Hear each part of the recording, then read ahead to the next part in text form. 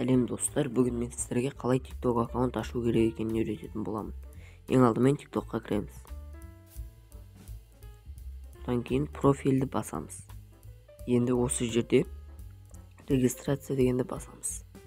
Осы жерде продолжить Google дегенді басамыз.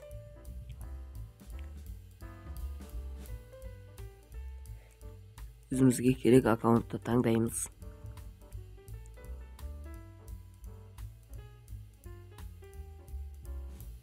Туған күнімізді жазамыз.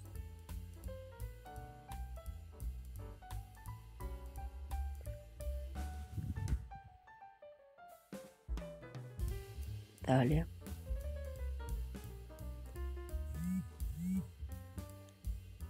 атыңызды өзгертсеңіз болады. Мен осылай қалдырамын.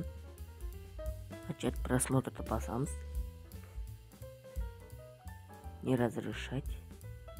X'ті басамыз. Профильге өтсек, енді біздің аккаунтымыз создавать етілді.